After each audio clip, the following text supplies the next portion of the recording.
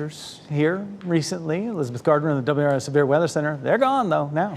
They are. Temperatures are cool out there right now in the 50s. We'll see highs tomorrow in the 50s too for the first day of spring. And overnight tonight, it's going to be the coldest night that we've seen in a while. And we're not looking at any more temperatures in the 30s for the rest of the week, but it does stay chilly. This is a live look at Chapel Hill from Top of the Hill restaurant. People out there, long sleeves, pants, jackets, that sort of thing. It's definitely chilly, especially compared to yesterday when we saw temperatures in the low 70s. 56 degrees is our current temperature. We'll probably add a couple of degrees to it as we get closer to 4 or 5 o'clock, but it's not going to feel a lot different than it does right now. We do have some cloud cover out there, and we'll see mostly cloudy skies for the rest of the day. Our dew point is 23. That just means we have a very dry air mass in place right now, so we are going to see some waves of moisture coming in, and some of that's definitely going to evaporate before it reaches the ground. Right now it's 50 in Roxborough, 60 in Fayetteville, Clinton, and Goldsboro, 55 in Southern Pines, 59 in Rocky Mount. But we do have that colder air that's filtering in behind last night's front, and it will continue to cool down our entire viewing area over the next 12 hours.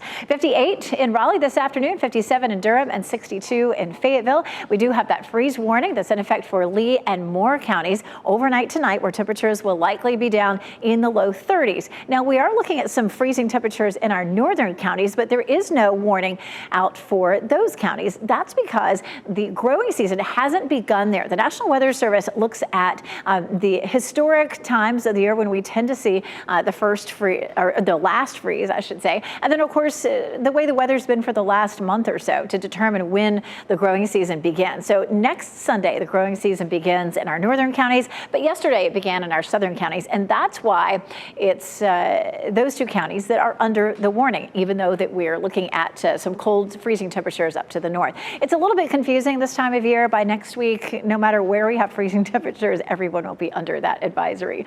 30 in Roxborough, 30 in Clarksville, 32 Lewisburg, 31 South Hill and Roanoke Rapids. And again, these are areas where the Weather Service considers that there are not a lot of things growing that can be damaged by the colder temperatures, whereas that's not the case here. So 31 Sanford, Robbins, 33 Southern Pines. We could see some damage there. Temperatures east of that are in the mid 30s, most likely overnight tonight. 40s are normal low, so we are back to closer to normal temperatures Wednesday, Thursday, and Friday, and then a little warmer than that on Saturday. We do have a small chance of a few sprinkles, a little bit of light rain this evening from, say, 8 o'clock until midnight. Our pollen count is up. You probably noticed the yellow pine pollen is out everywhere. Now, the pine pollen is messy, but it's not an allergen, but oak definitely is. So I know there are a lot of people suffering with allergies right now. 58 for this afternoon, 34 in the Triangle tomorrow morning, and then just 57 for tomorrow. It's kind of funny. It is the first day of spring and the coldest day of the week.